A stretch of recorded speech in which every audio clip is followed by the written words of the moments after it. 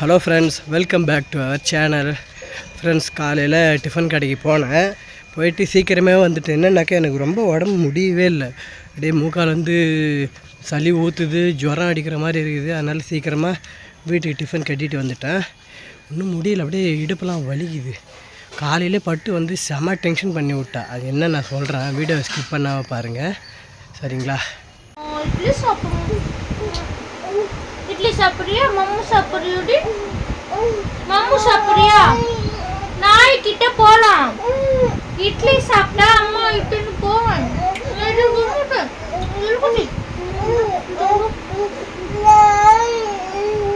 சரி வா, நாய் கிட்ட போலாம் வா.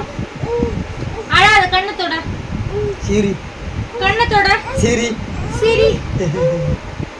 என் மேல தொடைக்காத, இப்படி இப்படி தொட. பட்டு நீ காலையில் என்னலாம் பண்ணேன்னு சொல்லிட்டு இங்கே வந்து சொல்லுவா. என்னை எப்படி டென்ஷன் பண்ணி விட்டு அதெல்லாம் சொல்லுவா. ஆமாம், படுத்துக்கினே பேசுகிறேன்னு கோச்சிக்காதீங்க, என்னால் உடம்பு முடியவில்லை. பட்டு காலையில் எனக்கு செம்ம டென்ஷன் பண்ணி விட்டா. அப்புறம் வீட்டுக்கு வந்து சட்னியில் உப்பு போட்டு எடுத்துன்னு போகிறான். உங்கள் காசு கேட்டுக்கினே இருப்பாங்களா, சால்ட்டு வாங்கணும், காசு கொடுங்க அப்படின்னு. அதெல்லாம் உப்பு போடல. காலையில் அவ்வளோ டென்ஷன் வேலை. நீ காலையில் கரண்ட் இல்லை. பட்டு எல்லார் வீட்லையுமே டிம் சப்ளை தான். பட்டு வீட்டில் டிம் சப்ளை. சட்னி அரைக்கணும், மிக்சி நம்ம வீட்டில் மட்டும் மிக்சி ஓடிச்சு டிம் சப்ளை இருந்தாலும். பட்டு வீட்டில் நான் போகிறேன் சட்னி எல்லாம் எடுத்தாரத்துக்கு. பட்டு வந்து வராங்க, நம்ம வீட்டில் மிக்சி ஓடுதான் அப்படின்ட்டு. நம்ம வீட்டு மிக்சி தான் ஓடவே இல்லைல்ல. நான் அப்பயும் அங்கே பட்டு வீட்டிலேருந்து பட்டு இட்டாரும்போது சொல்கிறேன், மிக்சி எடுத்துக்கணுவா பட்டு அப்படின்றேன். இங்கே வந்ததுக்கப்புறம், வீட்டுக்கு வந்ததுக்கப்புறம் மறுபடியும் என்ன போய் இப்போ மிக்சி எடுத்துக்கணுவான்னு சொல்கிறாங்க. அப்போ டென்ஷன் ஆகாது. மிக்சி எத்தாந்துட்டா, ஜாரை ஒன்று எத்தாரோம், ஜார் மூடி இல்லை. மறுபடியும் ஜார் மூடியை தேடி தேடி தேடி ஜார் மூடியிலன்னு ஜார் மட்டும் எத்தாடுறான். அப்போ இங்கே வந்து என்ன சொல்கிறாங்க, போய் ஜார் மூடி எடுத்தா அப்படின்றாங்க. சிரிச்சிக்க ஏன் பட்டு இந்த மாதிரிலாம் பண்ணுற? அவ்வளோ டென்ஷன் பண்ணி விட்டு நீ. ஆனால் நீ தேவையில்லாம ஏன் டென்ஷன் ஆகிற? ஜுரம் தானே அடி, கம்மு தூங்க.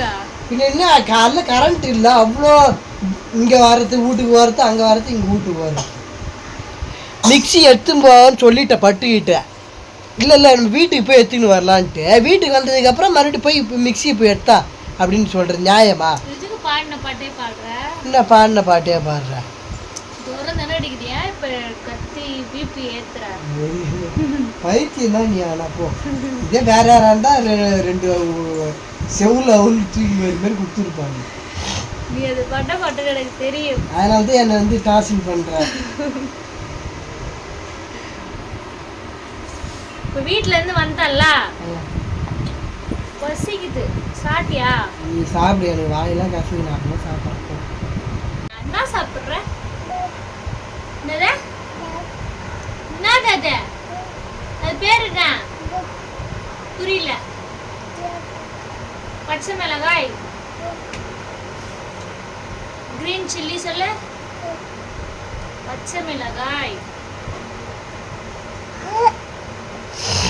ஃப்ரெண்ட்ஸ், அம்மா நம்ம வீடியோவில் கேட்டு ரொம்ப நாள் ஆகுது. நம்ம வீட்டிலேருந்து அம்மா வீடியோ எடுத்து ரொம்ப நாள் ஆகுதுல்ல. ஹாஸ்பிட்டல்லேருந்து இப்போ தான் வந்தாங்க. ஹாஸ்பிட்டலில் அம்மா என்னதான் பண்ணாங்க அதுதான் நான் கேட்க போகிறேன். ஏன்னா வந்து நம்ம ஃபோன் பண்ணி தான் நான் இது வரைக்கும் கேட்டிருப்பேன், என்னம்மா பண்ணுறேன், என்ன சாப்பிட்டியா, என்ன இட்லி வாங்கினியா, இல்லை என்ன வாங்கினேன் அப்படின்ட்டு. நேரடியாக கேட்பேன். அவங்க ஹாஸ்பிட்டல் ஆனால் கஷ்டப்பட்டுருப்பாங்க. ஏன்னா அம்மா வந்து மேக்ஸிமம் எங்கேயுமே நடக்கவே மாட்டாங்க. அவங்க பெரிய பிள்ளைக்காக அவங்க வந்து கஷ்டப்பட்டுருக்குறாங்க. 3வது மாடியில் வந்து இறங்கி இறங்கி காலைல டிஃபன் வாங்கணும், மதியம் சாப்பாடு வாங்கணும், நைட்டு சாப்பாடு வாங்கணும். உனக்கு எத்தனை வேலை சாப்பாடு கொடுத்தாங்க ஹாஸ்பிட்டலில்? கொடுப்பாங்க. ஒரு நாளைக்கு இருந்ததுன்னா 3 வேலைக்கு கொடுப்பாங்க. இல்லைன்னா ஒரு வேலை இல்லைன்னு கூட சொல்லிடுவாங்க. ஏன்னா பேஷண்ட் நிறைய பேஷண்ட் வந்துட்டாங்க. கவர்மெண்ட் ஹாஸ்பிட்டல் பேஷண்ட்டுக்கு தான் சாப்பாடு கொடுப்பாங்க, கூட இருக்கிற அட்டெண்டருக்கு சாப்பாடு கொடுக்க மாட்டாங்க. அதனால அம்மா இருந்த ஒரு நீ எத்தனை நாள் இருந்தா? ஒரு 10 நாள் இருந்தேன். 14 நாள் இருந்தேன். 14 நாள் இருந்தாங்க. அதில் எப்படியும் வந்து உனக்கு ஒரு வாரம் சாப்பாடு கொடுத்துருப்பாங்க. அது 10 நாளே சாப்பாடு கொடுத்துருப்பாங்க. 4 நாள் அளவுக்கு தான் சாப்பாடு கொடுக்கல. 4 நாள் அளவுக்கு சாப்பாடு கொடுக்கல. அப்போ நீ மேலேருந்து சாப்பாடு வாங்க வரும்ல, கீழே ஹாஸ்பிட்டல் கீழே மெயின் ரோட்லேயே தான் இருந்தது. எவ்வளோக்கு இட்லி என்ன வாங்குவோம்? இட்லி வாங்குவியா சாப்பாடு வாங்குவியா? ஒரு இட்லி 10 ரூபா. ஐயோ அப்பா, ஒரு இட்லி 10 ரூபா. 4 இட்லி 40 ரூபா. ஒரு பொங்கல் 40 ரூபா. அது ரெண்டும் வாங்கினாக்கா எடுத்து ஆளு கொஞ்சம் நிறைய சாப்பிட்டுக்கலாம். ஒரு சாப்பாடு கொடுக்குறேன்னு பத்தாது, 2 சாப்பாடு கொடுக்குறேன்னு அங்கேயே சாப்பிட்டுக்குவோம் நாங்கள். ஒரு சாப்பாடு வந்து 40 ரூபா. அந்த மாதிரி ஒரு சாப்பாடு 40 ரூபா இல்ல, ஒரு பொங்கல் 40 ரூபா, ஒரு 4 இட்லி 40 ரூபா. 80 ரூபா கொடுத்து வாங்கி போவோம். காலையில வாங்கிக்குவேன். ஆமா, அது மாரி ஒரு நாள் வாங்கிக்கிறேன். அப்புறம் ஒரு கடையில வந்து 15 ரூபா ஒரு இட்லி, அது மாரி ஒரு நாள் வாங்கிக்கிறேன். நீ நடந்து போய் வரது பால் மாறினே காலையில சேர்த்து மதியத்துக்கு சேர்த்து வாங்கி போயிடுவியா? இல்ல இல்ல, அப்பப்ப வந்து வாங்கிக்குவோம். அப்பப்ப பொருள் புளிப்பு ஏறிடும், சட்னி சாம்பார் அப்படின்ட்டு. கஷ்டமா தான் இருந்திருக்கப்பா. அது மாரி வாங்கிக்குவேன். ஒரு கடையில 6 ரூபான்னு இட்லி விற்கிது, அது கொஞ்சம் புளிப்பா இருப்பேன். நல்லா இல்லை அந்த இட்லி, அதனால அந்த இட்லி வாங்கலை. ஒரு நாள் மதிய சாப்பாடு பத்தலை. அவள் அக்கா அம்மா வந்து ஹாஸ்பிட்டலில் இருந்தாங்க. அக்கா 500 ரூபாய் காசு கொடுத்தாங்க. கவர்மெண்ட் ஹாஸ்பிட்டலை பொறுத்த வரைக்கும் செலவாகாது, அவங்க இருக்கிறதுக்கு சாப்பாட்டுக்கு செலவாகும். அக்கா 500 ரூபா காசு கொடுத்தாங்க. அப்புறம் வந்து இந்த சித்தி வந்து 200 ரூபா தந்தாங்க. அப்புறம் எங்கள் சித்தி நீ 400 ரூபா, நான் 400 ரூபாய் கொடுத்தேனா.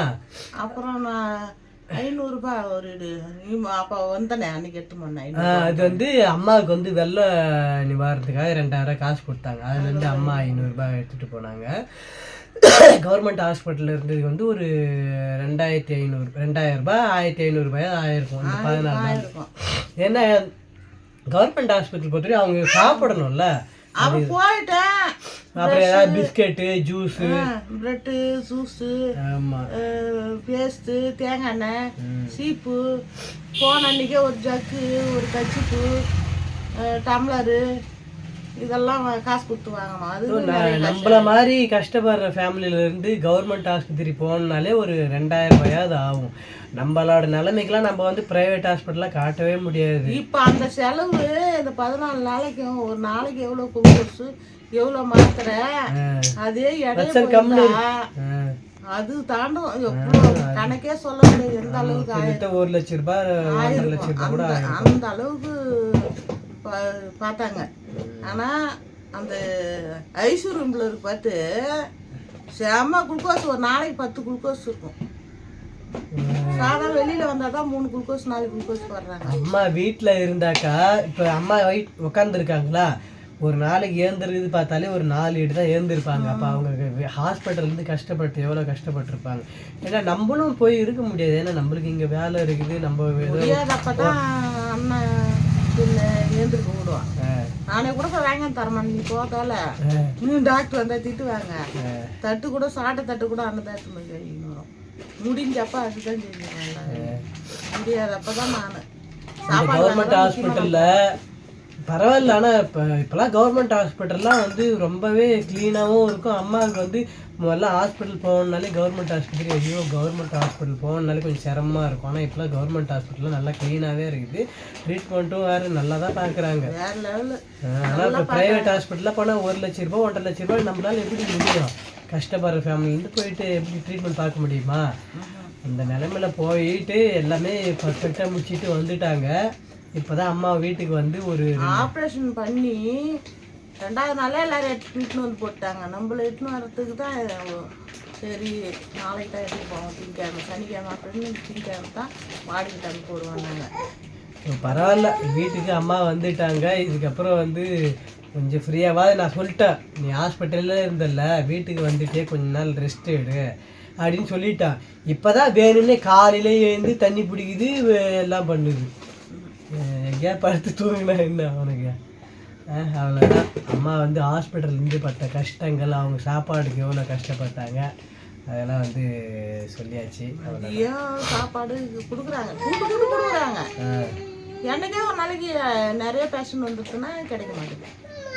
அவ்வளோதான். லைக் பண்ணுங்க, சத்தமாக சொல்லு. எங்கே நான் சொல்ல அது பார்க்கலன்ட்டு நான் ஒன்று சொல்கிறேன். இந்த வீடியோ பிடிச்சா லைக் பண்ணுங்க, ஷேர் பண்ணுங்க, கமெண்ட் பண்ணுங்க அப்படின்ட்டு அம்மா சொன்னாங்க. சப்ஸ்கிரைப் பண்ணுங்க. பாய் பாய்.